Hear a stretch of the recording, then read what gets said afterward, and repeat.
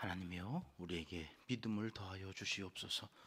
찬송가 214장으로 하나님께 찬송 올려드리겠습니다.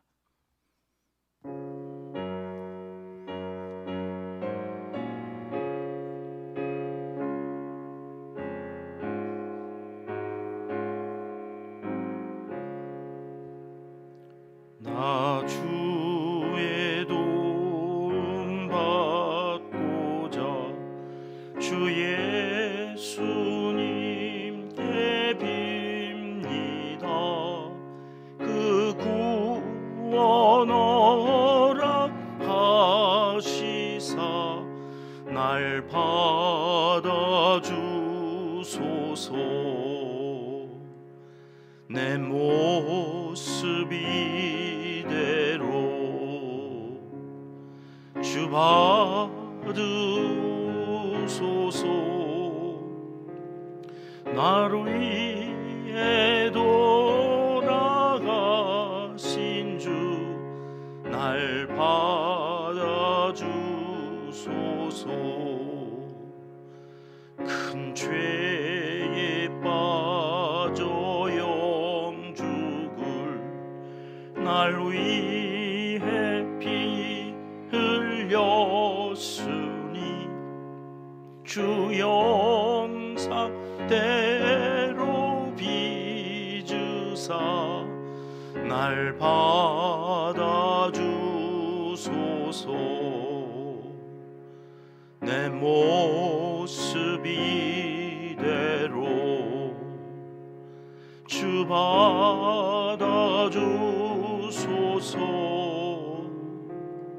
나를 위해 돌아가신 주 날 받아주소서. 내 힘과 결심 약하여 늘 깨어지기 쉬우니 주 이름으로 구원해 날 받아주소서.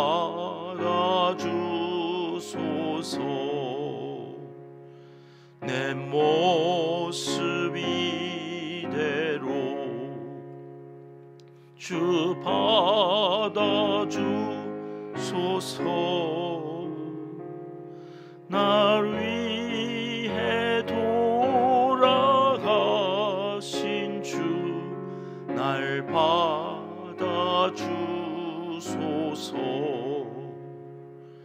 내 주님 서신 발 앞에 나 꿇어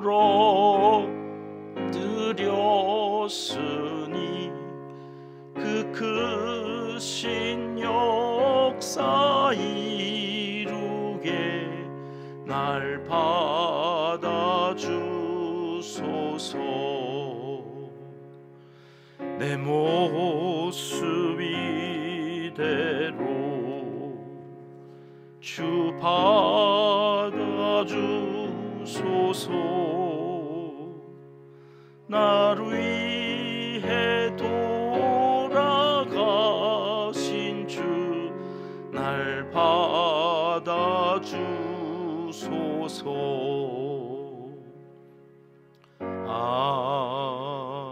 아멘. 이 새벽 주시는 하나님의 말씀 역대상 15장 말씀입니다. 1절 2절 말씀 함께 읽겠습니다. 다윗이 다윗성에서 자기를 위하여 궁전을 세우고 또 하나님의 궤를 둘 곳을 마련하고 그것을 위하여 장막을 치고 다윗이 이르되 레위 사람 외에는 하나님의 궤를 맬 수 없나니 이는 여호와께서 그들을 택하사 여호와의 궤를 메고 영원히 그를 섬기게 하셨음이라 하고. 아멘. 믿음의 여정에서 가장 중요한 것이 무엇일까요? 믿음의 조상 아브라함에게서도 이삭이나 야곱, 그리고 이제 우리가 살펴보고 있는 이 역대기에서 조명하고 있는 중심 인물이죠. 다윗에게서도 찾아볼 수 있는 공통점이 하나 있어요. 그것은 뭔가 믿음 생활을 해나가는 과정 속에서 겪는 실패와 좌절, 그 속에서도 낙심하지 않았다는 것입니다. 믿음의 길을 걷다 보면 넘어질 때가 있습니다. 실수할 때가 있습니다. 죄의 자리에서 믿음과는 전혀 상관없이 믿음이 없는 자인 것처럼 살아갈 때도 있습니다. 그러나 거기가 끝이 아니라는 것입니다. 이것을 믿는 것이 믿음 생활입니다.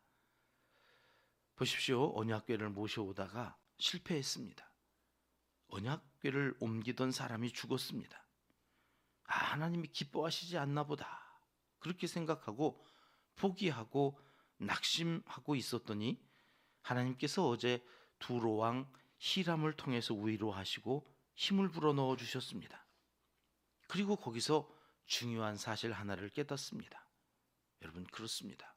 실수할 때 있고 넘어질 때 있습니다. 그러나 여러분, 거기서 깨달을 것이 있다는 것을 알고 하나님께서 왜 내게 이런 실패의 자리에 있게 하시나, 그 하나님께 다시 집중하는 것, 그것이 믿음입니다. 그것을 다윗이 잘 했습니다. 그래서 다윗 같은 사람이 없다고 성경은 말씀하시는 것처럼 보입니다. 자, 그래서 다윗이 무엇을 합니까? 다시 언약궤를 모셔올 준비를 합니다. 이전에 실패한 이유가 무엇인가? 실패의 원인을 찾습니다. 그리고 그 실패의 원인을 제거합니다. 그리고 다시 시작하는 겁니다. 1절 말씀 보실까요? 다윗이 뭘 먼저 했어요? 궁전을 세웠대요. 궁전을 세우는 것을 우리는 다윗이 자기 살 집을 지었나 보다 했는데 아니었죠. 역대기에서는 이게 하나님께서 두로왕 히람을 통해서 하신 일이다. 다윗은 거저 먹었어요. 지가 하고 싶었는지 아니면 뭐 남에 의해서 했는지 잘 모르겠는데 오늘 15장은 다윗성에서 그가 자기를 위하여 궁전을 세웠는데 이게 두로왕 히람이 백향목을 보내고 석수를 보내주고 목수도 보내줘서 되어진 일이라는 것을 어제 15장 전체에서 살펴보았습니다. 그리고 오늘 이제 왔더니 그렇게 궁전을 세운 건 알겠는데 그것만 세운 것이 아니라고 얘기를 하잖아요. 빨간 글씨부터 읽어볼까요? 시작. 또 하나님의 궤를 둘 곳을 마련하고 그것을 위하여 장막을 쳤다. 앞에서 13장이죠. 그러니까 법궤를 옮겨올 때 다윗이 이런 준비를 안 했을까요? 야, 하나님의 임재의 상징인 언약궤를 모셔오는데 만반의 준비를 다 했을 것입니다. 그런데 13장에서 준비한 것은 아무리 눈을 씻고 찾아볼래야 거기 하나님의 궤를 둘 곳을 마련했다는 내용이 없어요. 13장에서 그가 준비했던 것은 뭐냐면 사람들에 집중했던 거예요. 사람들의 마음에 맞는지, 사람들을 끌어모으고 사람들 오직 사람들의 이목을 집중시켜서 내가 정치적으로 왕의 입지를 굳세게 해야지 내가 하나님을 얼마나 높이려고 했는지를 그들에게 알려주기 위한 정치 쇼를 한 거예요. 쇼를 하라. 그래가지고 백성들을 속여먹으려고 그랬던 거예요. 그래서 지 마음대로 자기 뜻대로 하나님이 뭘 원하시는지 하나님의 방법이 무엇인지 관심이 하나도 없었어요. 그저 사람들의 마음만 얻어서 내가 이제 왕이다. 그래서 왕으로서 뭔가 보여주려고. 그런데 오늘 15장으로 오면 이제는 그가 충심으로 하나님의 궤를 모시기 위해서 뭘 준비했다고요? 궤를 둘 곳을 마련했다. 하나님의 궤를 모셔둘 공간을 마련했다. 오늘 이 새벽에는 이 말씀을 좀 붙들고 내 안에도 하나님의 말씀을 둘 곳이 있나? 방을 또 거실을 살다 보면 치우지 않고 그냥 내버려두면 막 어질러지잖아요. 며칠만 안 치우고 놔두면 이게 발 디딜 틈이 없을 정도로 온갖 것들로 정신없이 널려져 있지 않겠습니까? 근데 우리 방만 그런 게 아니라 우리의 마음도 그렇다는 거예요. 하루 종일 바쁘게 살다 보면 마음이 어지러워집니다. 말씀이 들어와도 어디 모셔둘 곳이 없을 때가 많다는 거예요. 그리 말씀이 들어왔다가도 머물 곳이 없으니 다시 허공을 맴돌다가 산산이 부서지는 거죠. 말씀이 능력이 되지 못합니다. 말씀은 그냥 말씀이고 나는 나로 사는 인생, 세상에 대하여 죄에 대하여 무능한 사람들, 그게 13장의 다윗이었다면 이제 15장은 다윗이 달라졌어요. 사랑하는 병가족 여러분, 이 새벽 예배를 드리러 나오실 때 하나님의 말씀을 모실 마음의 공간을 마련하고 오십니까? 오늘 또 들려주실 하나님의 말씀이 내 안에 들어와 머물 수 있는 공간이 마련되어 있습니까? 이 땅에 오셨지만 어디 한 곳 편안히 누우실 곳이 없어서 짐승의 밥그릇에 누우셔야 했던 예수님처럼 오늘도 하나님의 말씀이 내 안에서 그런 취급을 받고 있는 것은 아닌지 돌아볼 일입니다. 다윗의 위대한 점은 그가 비록 하나님의 언약궤를 모셔오는 일에 실패했었지만 어디에 문제가 있는지 다시 확인하고 그 실수를 반복하지 않기 위해서 이젠 쇼가 아니라 진심으로 하나님의 궤를 모셔올 준비를 철저히 했다는 것입니다. 2절 말씀 같이 읽겠습니다. 시작. 다윗이 이르되 레위 사람 외에는 하나님의 궤를 맬 수 없나니 이는 여호와께서 그들을 택하사 여호와의 궤를 메고 영원히 그를 섬기게 하셨음이라 하고. 거기에 문제가 있었구나. 내가 사람들에게 보이기 위해서 얼마나 화려한 수레를, 그리고 한 번도 써보지 않은 새 수레를, 그 수레를 통해서 사람들에게 다윗이 정말 하나님을 잘 섬기는구나, 이걸 보여주기 식으로 이 언약궤를 옮겨오려고 했었던 그 실수를 하나님께서 원하셨던 것은 매는 거였구나. 수레가 아니라 하나님의 사람을 찾고 그 하나님의 사람들에게 역할을 맡기고 그 하나님의 사람들로 하여금 그 일들이 이루어지도록 했어야 하는 거구나. 이걸 깨닫고는 그렇게 했다는 거죠. 민수기로 가보실까요? 7장 6절 9절 말씀입니다. 시작. 모세가 수레와 소를 받아 레위인에게 주었으니 고핫 자손에게는 주지 아니하였으니 그들의 성소의 직임은 그 어깨로 매는 일을 하는 까닭이었더라. 게르손 무라리 자손에게는 수레도 주고 소도 줬어요. 그러나 여기 고핫 자손에게는 주지 아니했다는 것이 민수기의 말씀이에요. 그러니 당연히 이 법궤를 모셔올 때에도 여러분 여기 고핫 자손에게 매어 옮겨올 수 있도록 했어야 됐던 겁니다. 오늘 본문 13절로 다시 옵니다. 13절 말씀 같이 읽겠습니다. 전에는 너희가 매지 아니하였으므로 우리 하나님 여호와께서 우리를 찢으셨으니 이는 우리가 규례대로 그에게 구하지 아니하였음이라 하니. 다윗이 이것을 깨달았어요. 전에는 이라고 하는 말이 우사가 죽었던 그때를 말하는 거죠. 매지 아니하여서 그렇게 되었다. 그래서 이번에는요 15절 말씀입니다. 같이 읽습니다. 모세가 여호와의 말씀을 따라 명령한 대로 레위 자손이 채에 하나님의 궤를 꿰어 어깨에 매니라. 여호와의 말씀을 따라 하나님을 위해서 하나님의 나라에 하나님의 일꾼으로 부름받은 사람들이 이 사실을 자꾸 놓쳐요. 하나님의 말씀을 따라. 하나님의 말씀을 따라 예배하지 않아요. 하나님의 말씀을 따라 성전에 오르지 않아요.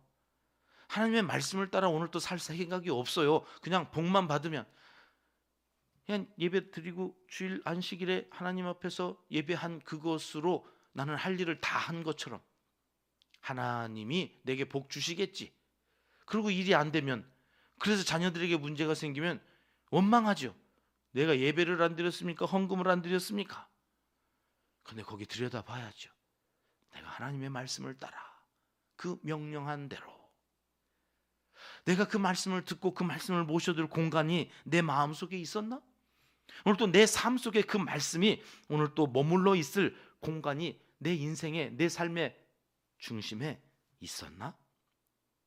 오늘 레위 자손 중 고핫 자손이 오늘 그림을 보면 저렇게 끝에 보면 그 맬 수 있는, 봉을 낄 수 있는 채가 이렇게 뿔처럼 나와서 있어서 거기에다가 이제 깨어서 저렇게 어깨에 메고 그 앞에서는 양각 나팔을 불면서 제사장들이 이동을 했어야 됐던 건데 그러지 않았음으로 인하여서 하나님을 마치 아무 능력도 없는 이방신을 옮기듯 수레로 옮기려고 그랬으니 하나님이 대단히 화가 나실 만도 하셨던 거지요.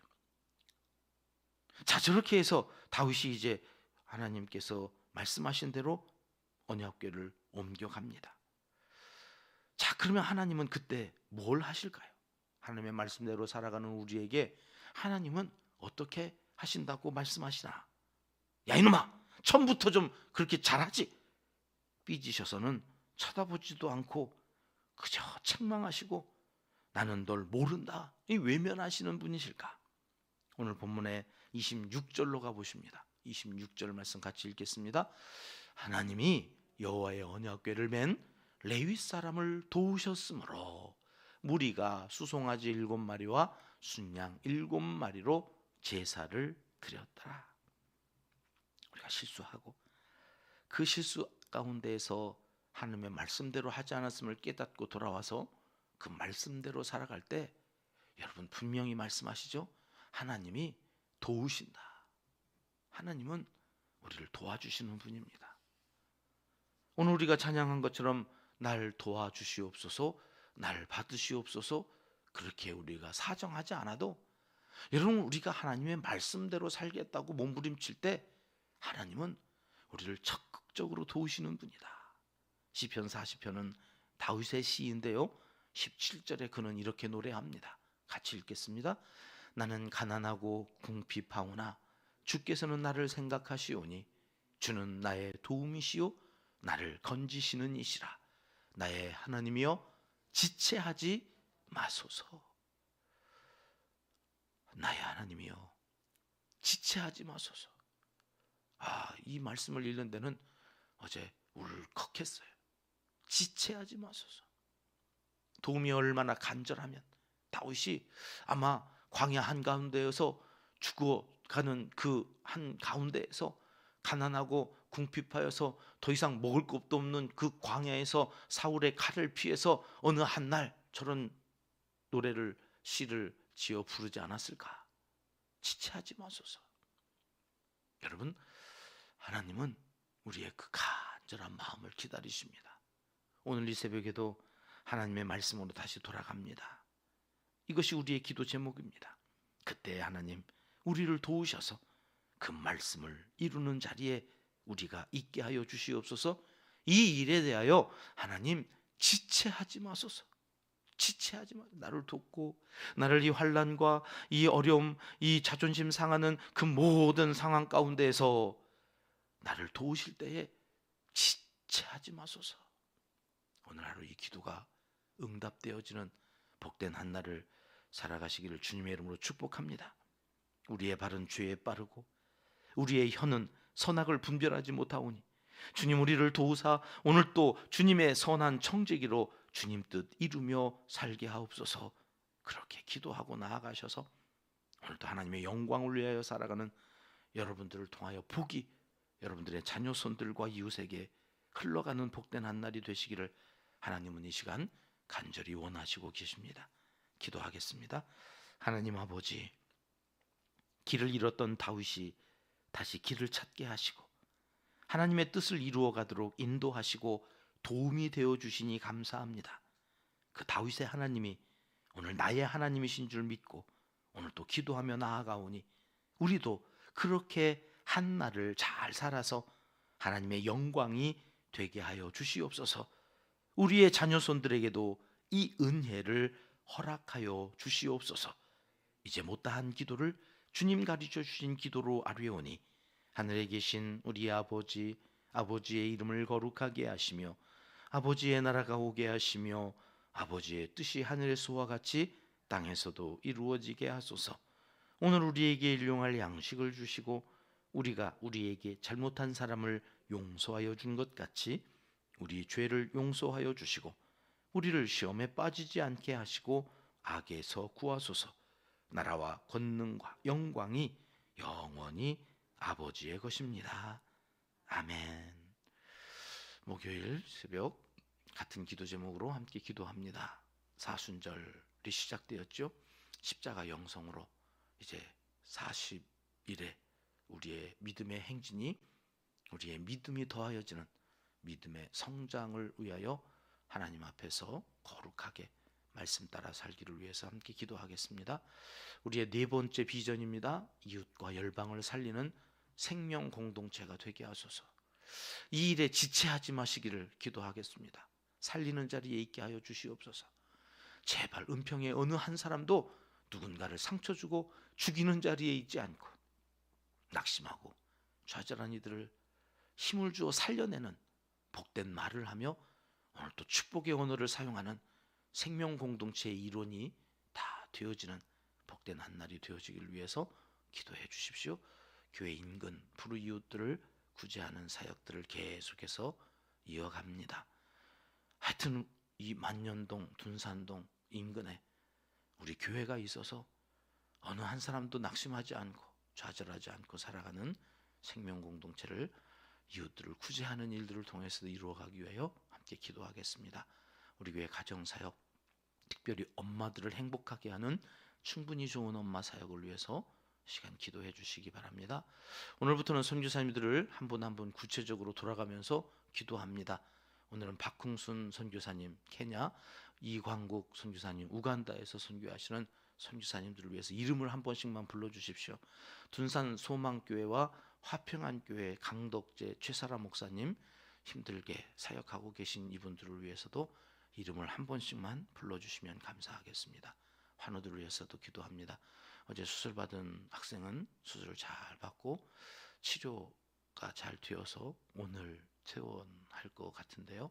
하나님 끝까지 가려 중에도 아이의 뼈가 잘 붙고 은혜 가운데서 회복하고 학교로 다시 공부하러 갈 수 있도록 위해서 기도해 주시면 감사하겠습니다. 함께 기도하겠습니다.